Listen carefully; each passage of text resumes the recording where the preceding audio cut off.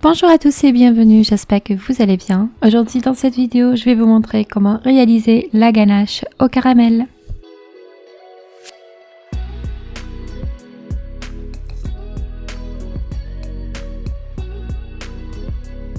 C'est parti tout de suite à la recette.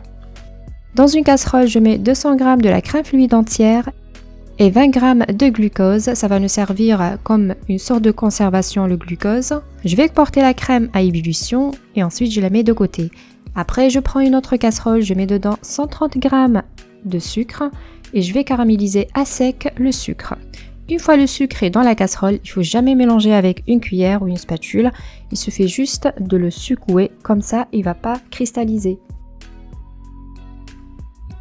Une fois le sucre est transformé en caramel et on a obtenu une jolie coloration du caramel, là je vais rajouter en filet la crème chaude et il faut ajouter la crème tout en mélangeant le caramel. Comme ça on évite les éclaboussures du caramel. Et au contact du caramel avec la crème, le caramel va durcir, mais ne vous inquiétez pas, il suffit juste de continuer de mélanger et va être entièrement fondu. Une fois le caramel est entièrement fondu et la préparation a légèrement épaissi, là je retire la casserole du feu. Et là, j'ai 160 g de chocolat blanc que j'ai émietté. Je vais verser sur le chocolat le caramel préparé tout en le passant par une passoire. Comme ça, j'aurai une texture bien lisse.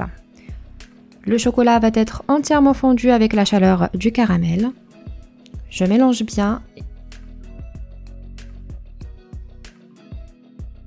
Et à la fin, je vais rajouter 50 g de beurre. Si c'est le beurre de Messel, c'est encore meilleur. Je mélange bien. Et à la fin, pour avoir une texture très lisse à la ganache, je vais mixer avec le mixeur bras. Et voilà, notre ganache est très bien prête. Je vais juste le filmer au contact et je le laisse complètement refroidir. De mon côté, je l'ai mis au frigo. Et voici la ganache de caramel après le refroidissement. Comme vous voyez, elle est bien compacte. On a une texture vraiment merveilleuse, très lisse. Je vais la placer dans une poche à douille pour vous montrer le pochage avec cette ganache.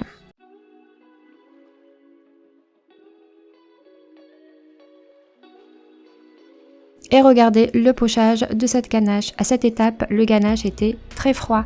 Donc quand je le pochais, c'était un petit peu difficile. Il suffit juste de laisser le caramel revenir à température ambiante et le pochage va être très facile.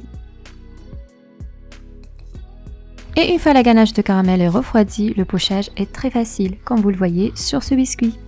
La vidéo d'aujourd'hui est terminée. Si vous avez aimé la préparation de ganache de caramel, n'oublie pas, abonne-toi et à bientôt pour une nouvelle vidéo. Ciao ciao!